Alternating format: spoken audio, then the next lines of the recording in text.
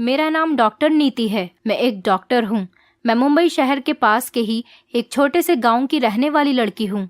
हमारे गांव की नर्स प्रीति, जो बगैर बच्चेदानी के औरतों के बच्चे पैदा किया करती है, अब तक वो नर्स 100 से भी ज्यादा बच्चे पैदा कर चुकी है।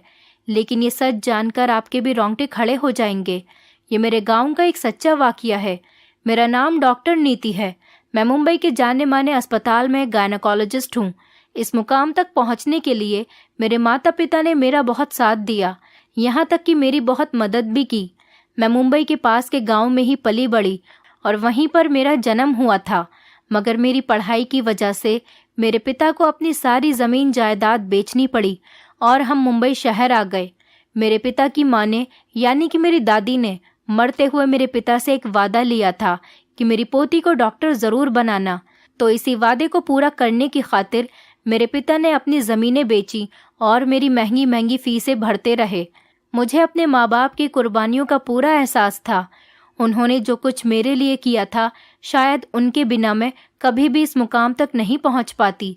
इसीलिए मैं अस्पताल से घर वापस जाते ही पहले अपने माँ बाप का हालचाल पूछती थी, उनसे आशीर्वाद लेती और फिर उसके बाद कोई और काम करती थी।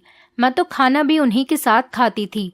मुझे इतना पढ़ा लिखा कर डॉक्टर बनाने के बदले मेरे माँ बाप का सिर्फ एक ही ख्वाब था कि मैं अपने गांव के मरीजों के लिए भी कुछ करूं। माता पिता के कहने पर मैंने एक दिन ऐसा करना शुरू भी कर दिया था, जिस दिन मैं अपने गांव के गरीब मरीजों का मुफ्त इलाज करती थी।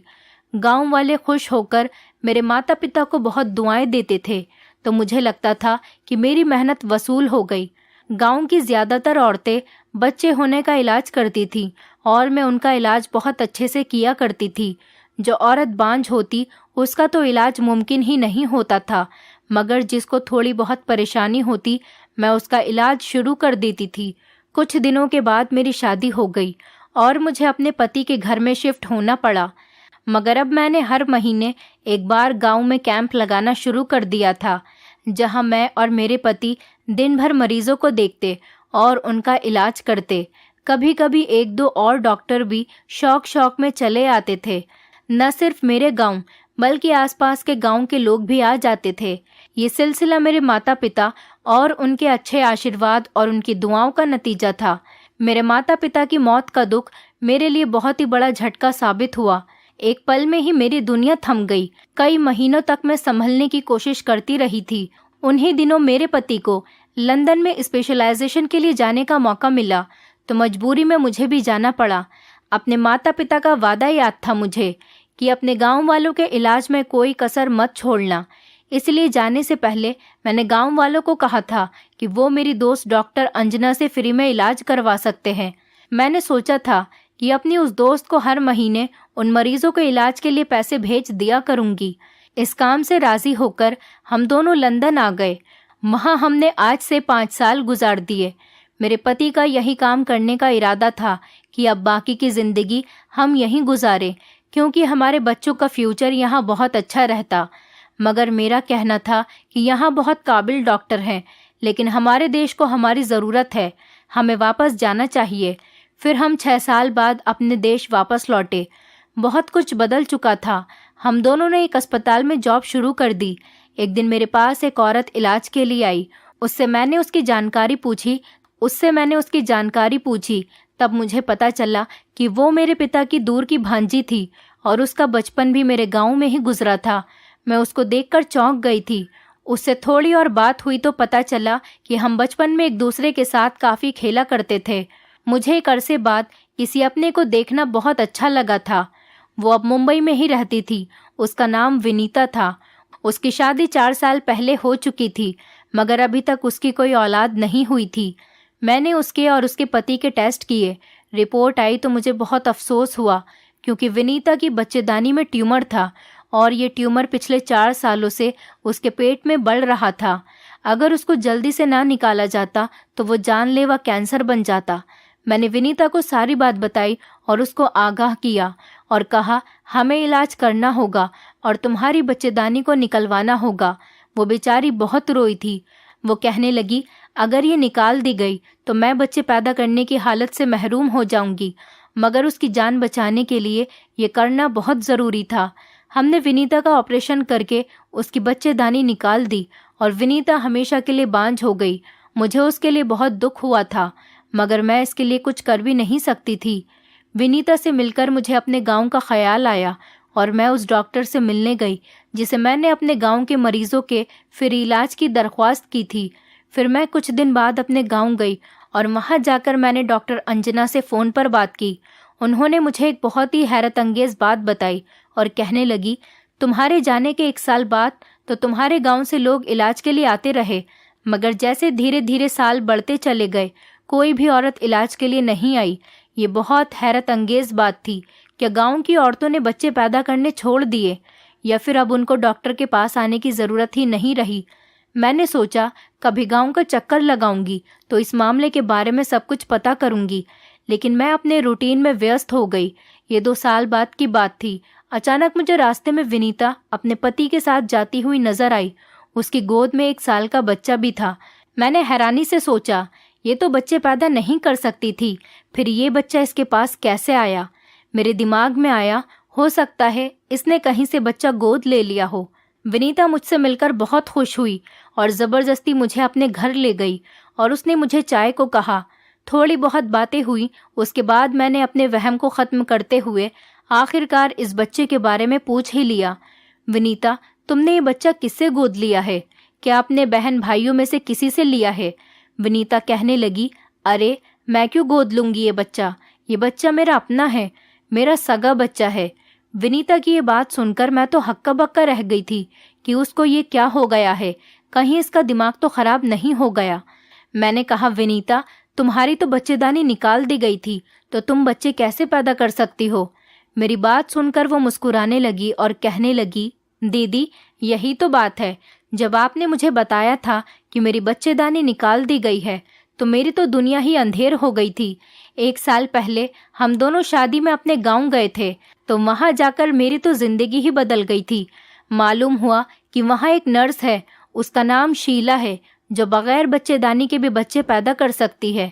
इससे पहले भी उसने काफ़ी बच्चे पैदा किए हैं। गांव की औरतों की तो मौज लगी हुई है, अब कोई बांझ औरत गांव में नहीं बची। विनीता की बात सुनकर मेरा तो मुंह खुला का खुला रह गया।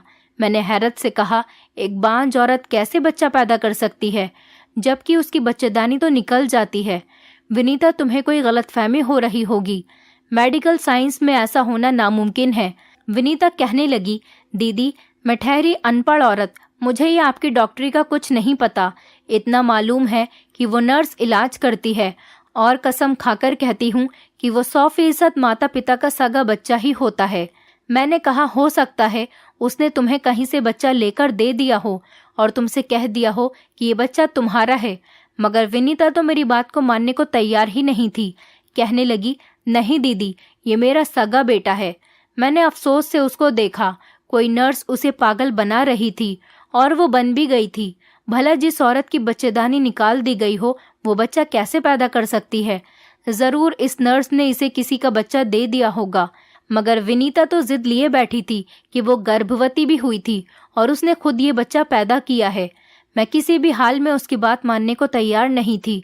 मैं उसकी तरह अनपढ़ होती तो आंखें बंद करके उसकी बातों पर यकीन कर लेती, मगर जाहिर है कि मैं एक जानी मानी डॉक्टर थी और जानती थी एक बांझ औरत किसी भी हाल में बच्चा पैदा नहीं कर सकती है। मैंने किसी बहाने से चोरी चोरी उसका और उसके बच्चे का बाल काट लिया कि जाकर उसका डीएनए टेस्ट करूंगी तो उससे पता चल जाएगा कि ये उसकी अपनी औलाद है या नहीं। उसने बताया था कि उस नर्स ने उसका इलाज किया था और उसके बदले उसने पूरे 5 लाख रुपए दिए थे।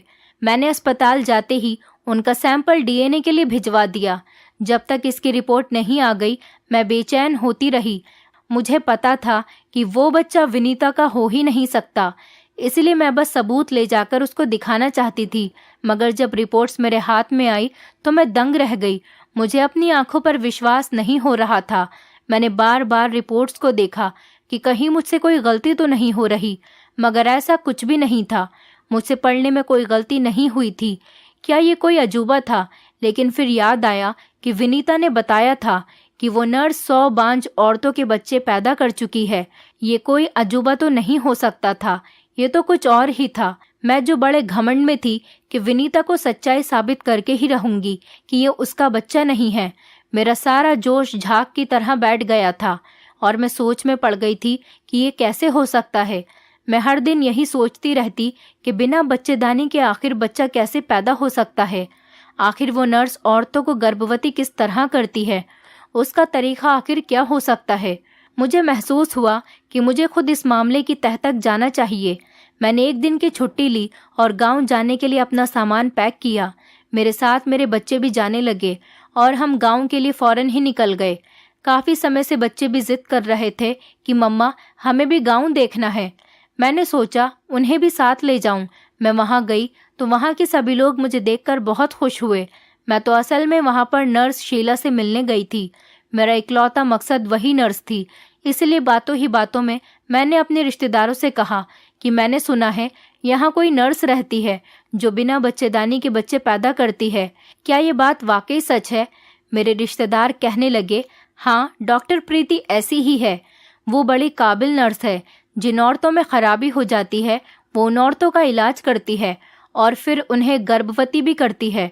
अब तक 100 से भी ज्यादा बच्चे पैदा कर चुकी है। यहाँ हमारे गांव में और आसपास के गांव की औरतों ने भी डॉक्टर के पास जाना छोड़ दिया है। सब इसी के पास जाते हैं। मैंने कहा, मुझे कोई इस नर्स से मिलवा सकता है? मैं उस नर्स से मिलना चाहती हूँ। वो मुझे अपने साथ उस नर्स के घर में ले गई, मगर उसके घर पर ताला लगा हुआ था। फिर मैंने उसके पड़ोस वाली औरतों से उसके बारे में पूछा। उन्होंने बताया कि वो अभी 10 मिनट पहले ही किसी ज़रूरी काम से गांव से बाहर गई हैं। मुझे शक हुआ कि कहीं ऐसा तो नहीं हुआ कि वो मेरे आने की खबर सुनकर चली गई हूँ ताकि वो मेरा सामना न कर सके। मैंने उस पड़ोसन से पूछा, वैसे क्या इस नर्स को पता था कि गांव में एक डॉक्टर आई हुई है?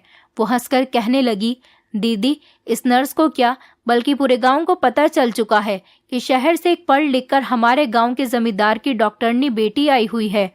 अब तो मुझे पूरा यकीन हो गया था कि ज़रूर वो नर्स मेरी खबर सुनते ही गांव से फरार हो गई है। मैं 3-4 दिन गांव में ही रही, मगर वो नर्स नहीं आई। गांव के साधारण लोगों का ब्रेन वॉश करना मेरे लिए बहुत मुश्किल था। इसलिए मैं मायूस होकर वापस लौट आई, क्योंकि उसके इंतज़ार में मेरे काम का बहुत हर्ज हो रहा था। उधर शहर से मेरे पास बार बार फ़ोन आ रहे थे। सोचा कि फिर कभी उससे मुलाकात ज़रूर करूँगी। मैं अपने कामों में शहर आते ही बिजी हो गई। एक दिन मेरी कॉलोनी की एक औरत मेरे पास आई और उसका नाम सीमा था। उसकी स्थिति भी विनीता जैसी ही थी। उसकी यूट्रस यानी बच्चेदानी में कैंसर था, जिसकी वजह से बच्चेदानी उसके शरीर से निकालनी पड़ी थी। एक औरत संसार में अपनी औलाद के दम पर पूरी हो जाती है। उसकी जिंदगी का सबसे बड़ा मकसद भी माँ बनना होता है। अगर किसी औरत से उसका ये हक किसी वजह से छीन लिया जाए तो उस बेचारी की जिंदगी अपनी ही नज़रों में बेवजह हो जाती है। जो औरत माँ नहीं बन पाती उनको इस दुनिया के ना जाने किस किस इल्ज़ाम का सामना करना पड़ता है। इस औरत की भी यही हालत थी। वो बहुत बुरे हाल में थी और मेरे सामने आकर रो रही थी। कुछ दिनों बाद मैं घर से अस्पताल जाने के लिए निकल रही थी कि वो भी मुझे अपने घर से निकलती हुई दिखाई दी। उसके हाथ में एक बैग था और वो कहीं जाने के लिए तैयार हो रही थी। मैंने उसको आवाज़ देकर पूछा कि तुम इतनी जल्दी में सुबह सुबह कहाँ जा रही हो? सब कुछ ठीक तो है ना? वो मेरे पास आकर कहने लगी, डॉक्टर साहिबा, मेरे घर काम करने वाली एक नौकरानी ने मुझे किसी नर्स के बारे में बताया है जो कि मुंबई के ही एक गांव में रहती है। सुना है वो बगैर बच्चेदानी के इलाज करके बच्चे पैदा करवा देती है। ये सुनकर मैं चौंक गई। तो सीमा भी वहीं जा रही थी। अचानक मेरे दिमाग में एक आइडिया आया। मैंने कहा, चलो ठीक है सीमा, क्या मैं भी तुम्हारे साथ चल सकती हूँ? मगर तुम किसी को ये नहीं बताओगी कि मैं एक डॉक्टर हूँ। तुम इस नर्स को ये कहना कि मैं तुम्हारी बहन हूँ। वो हैरान हुई कि मैं वहाँ क्यों जा रही हूँ। वो मुझसे कहने लगी, ठीक है, मुझे कोई एतराज़ नहीं है, आप मेरे साथ चल सकती हो। मैंने सीमा के साथ वहाँ जाने का फैसला इसीलिए किया था क्योंकि मैं जानती थी कि अगर मैं फिर डॉक्टर की हैसियत से गाँव गई तो वो नर्स फिर से कहीं चली जाएगी और मेरा सामना नहीं करना चाहेगी। इसलिए उससे मिलने का ये बहुत ही बेहतरीन हल था कि अपनी पहचान छुपाकर मैं उससे मिलूं। हम दोनों गांव की तरफ रवाना हो गए। मैंने अपना चेहरा छुपा लिया था ताकि गांव की कोई भी औरत मुझे पहचान न सके। मैं उसे लेकर सीधा उस नर्स के घर की तरफ आई। हम दोनों अंदर दाखिल हुए तो कुछ औरतें एक एक करके कमरे में जा रही थीं। मैंने अपना नंबर आने का इंतज़ार किया और जब हमारा नंबर आ गया तो मैंने सीमा को अंदर जाने का इशारा करते हुए खुद भी उसके साथ अंदर चली गई। सामने ही नर्स की यूनिफॉर्म में एक औरत बैठी हुई थी जिसकी उम्र लगभग 30 साल थी। सीमा ने उसे अपने बारे में बताया। उसकी बात सुनकर वो नर्स कहने लगी, ये कोई इतनी बड़ी बात नहीं है, तुम्हारे बच्चा हो जाएगा, लगभग 10 लाख रुपयों का खर्चा आएगा, अगर मंजूर है तो बताओ।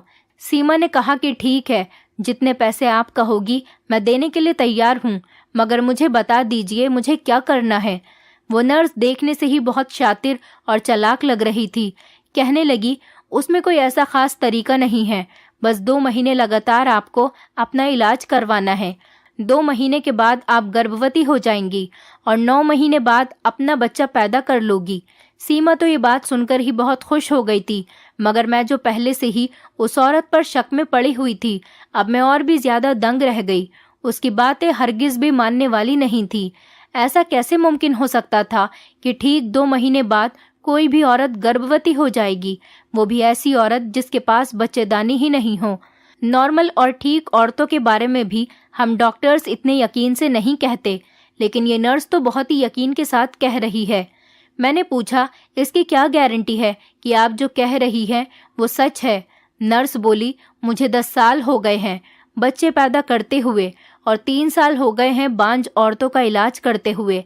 अब तक मैं 100 से भी ज्यादा बच्चे पैदा कर चुकी हूँ। मैंने अगला सवाल किया कि आपने बांझ औरतों का इलाज का कोर्स कहाँ से, मतलब किस अस्पताल वगैरह से किया है? वो मेरा सवाल सुनकर एक लम्हे के लिए घबरा गई, फिर मुंह बनाकर कहने लगी, मैडम, अगर आपको मेरी काबिलियत पर शक है तो जाइए किसी और से इलाज करवा सकती हैं।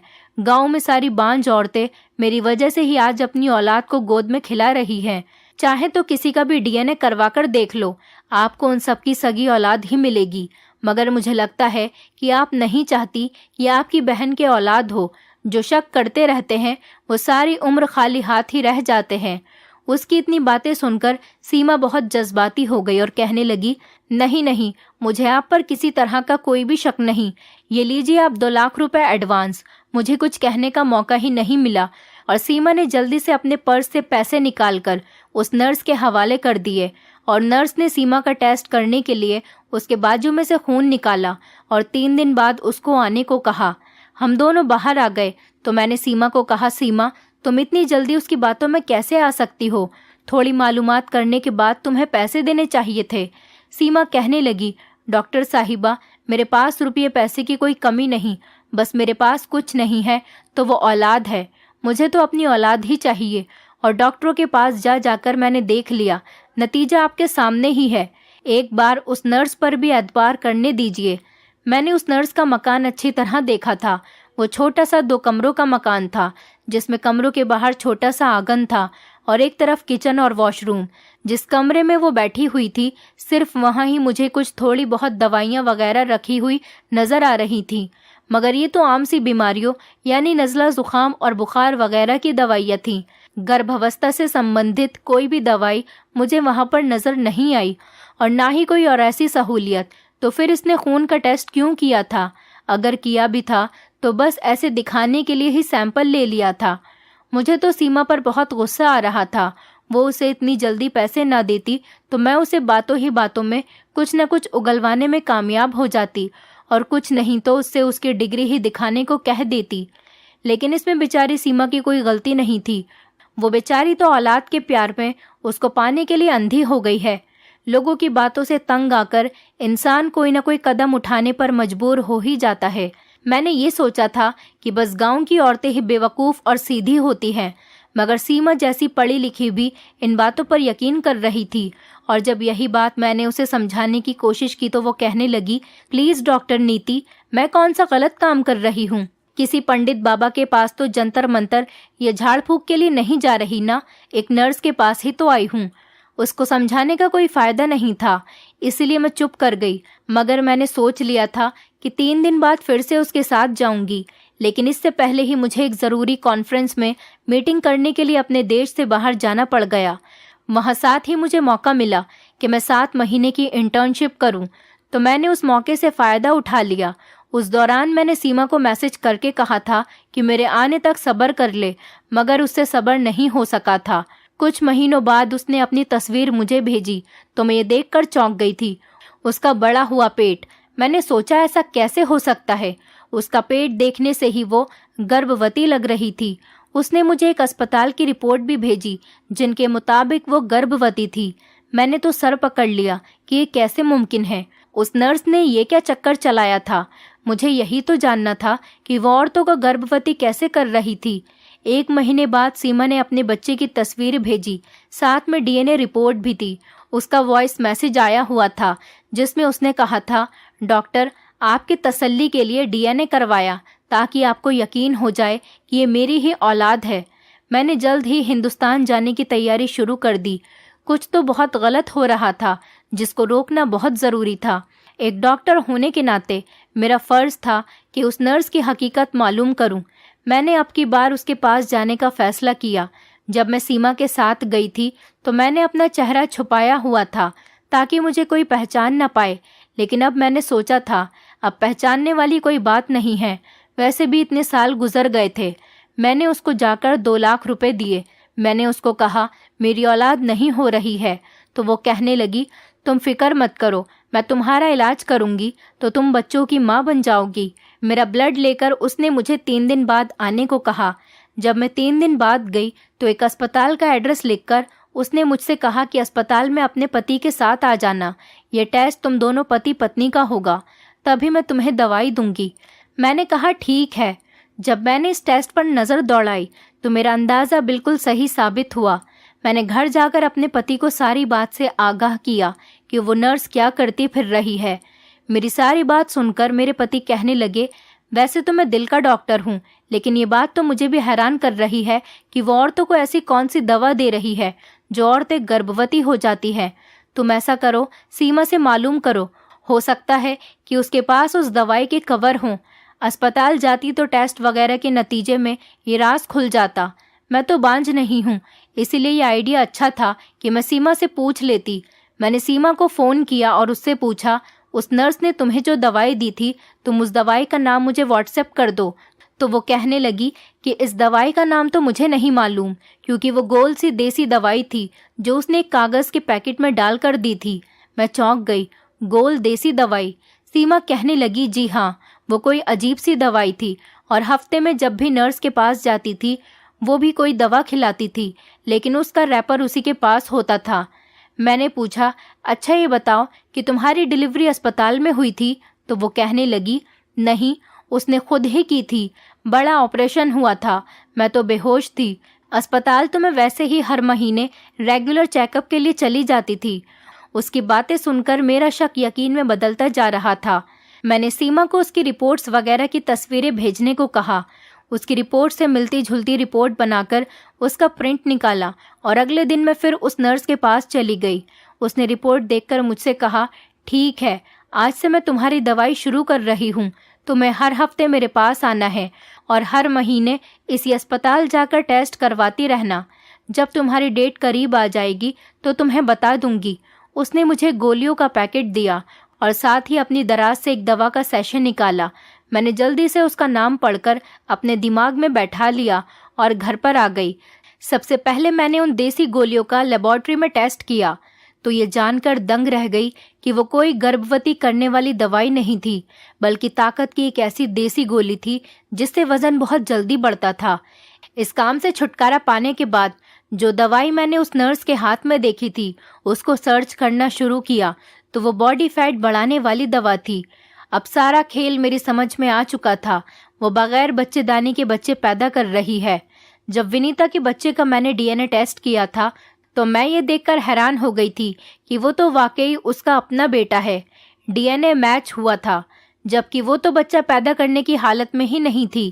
एक डॉक्टर होने के नाते मैं जानती थी कि आज साइंस ने इतनी तरक्की कर ली है कि बे औलाद लोगों की औलाद होना भी मुमकिन हो गया है। एक तरीका तो आईवीएफ कहलाता है, जिसमें मर्द के स्पर्म और औरत के अंडे लेकर उन दोनों का मिलाप किया जाता है और एक एम्ब्रियो बनाकर लैब में उसका डिस्चार्ज किया जाता है और पूरे 9 महीने बाद इस तरह से पैदा होने वाले बच्चे टेस्ट ट्यूब बेबी कहलाते हैं। दूसरा तरीका सरोगेसी का है, जिसमें ये होता है कि एम्ब्रियो किसी और औरत की बच्चेदानी में रख दिया जाता है और वो औरत गर्भवती होकर बच्चे को जन्म देती है और एक सरोगेट माँ कहलाती है, जबकि बच्चे के असल माँ बाप वही होते हैं जिनसे स्पर्म लेकर एम्ब्रायो बनाया गया होता है। विनीता के बच्चे की डीएनए रिपोर्ट देखकर मैं समझ गई थी कि वो नर्स ज़रूर उन्हीं में से कोई तरीका इस्तेमाल करती होगी। हिंदुस्तान के बहुत सारे शहरों में आईवीएफ की सहूलतें मौजूद हो गई हैं। मैं तो बहुत हैरान हुई थी, एक अकेली नर्स कैसे ये सब कर सकती है। दूसरा मेरा सबसे बड़ा और अहम सवाल ये था कि वो औरतों को गर्भवती कैसे कर रही थी। सच बताऊं तो मुझे शुरू से ही बस यही उलझन थी कि ठीक है, वो उनकी औलाद पैदा कर रही है, मगर ये तो नामुमकिन है कि बगैर बच्चेदानी के कोई भी औरत गर्भवती हो जाए। और इसी वजह से मुझे शक पड़ा कि कुछ न कुछ तो गड़बड़ ज़रूर है। मामला इतना सीधा हरगिज़ नहीं है जितना मुझे नज़र आ रहा था। मुझे गर्भवती करने वाला राज जानना होता तो मैं पहले ही दिन उस नर्स को बेनकाब कर चुकी होती और सबको उसकी हकीकत बता चुकी होती। इसलिए मैंने सीमा के साथ जाने का सोचा, मगर मैं जितनी कोशिश करती गई इतनी ही इस मामले की मुझे जानकारी होती गई। मुझे बाहर जाना पड़ा, मगर जब सीमा को भी बच्चा पैदा हुआ तो मुझे जल्दी करनी पड़ी और इसीलिए मैं खुद उसके पास गई। वो जो टेस्ट लिख कर देती थी वो बांझपन का होता था। इससे उसे ये मालूम होता था कि मेरे पास जो औरत आ रही है वो वाकई बांझ है या नहीं। वो अकेली नहीं थी, बल्कि पूरा का पूरा अस्पताल इस मामले में शामिल था। यूँ तो वो मैटरनिटी अस्पताल था, मगर असल में वो आईवीएफ का सेंटर भी था। पढ़े लिखे लोग तो अपनी खुशी से आईवीएफ करवा लेते हैं, मगर उनकी तादाद बहुत कम होती है। दूसरी तरफ सरोगेसी को कुछ धर्मों में नाजायज़ बताया गया है, इसीलिए कुछ लोग ये काम करवाते हुए हिचकिचाते हैं। सरोगेसी या आईवीएफ दोनों में ही काफ़ी खर्चा आता है, जो कि मिडिल क्लास फैमिली अफोर्ड नहीं कर सकती। अस्पताल वालों ने कमाई की खातिर उस नर्स को गांव की तरफ रवाना किया ताकि वो बांझ औरतों को अपना शिकार कर सकें और उनके जरिए अपनी खूब कमाई कर सकें। गांव में लोगों के पास अपनी ज़मीनें होती हैं, इसलिए औलाद हासिल करने के उन्हें 8-10 लाख का इंतज़ाम करना होता। तो कोई अपनी भैंस बेच देता तो कोई अपनी ज़मीन। इसी तरह से वो सीधे लोग बेवकूफ़ बन जाते। गांव के लोगों को अगर औलाद हासिल करने का तरीका बताया जाता तो वो कभी भी इस तरह से औलाद हासिल न करते। इसलिए उन सबका फ़ायदा इसी में था कि वो औरतों को उस धोखे में रख रही थी कि वो गर्भवती हैं। कुछ ख़ास दवाई उन औरतों को दी जाती जिससे वो मोटी होना शुरू हो जाती। इसके अलावा भी कुछ 1-2 दवाइयाँ और जिससे उन्हें लगता कि वो वाकई गर्भवती हैं।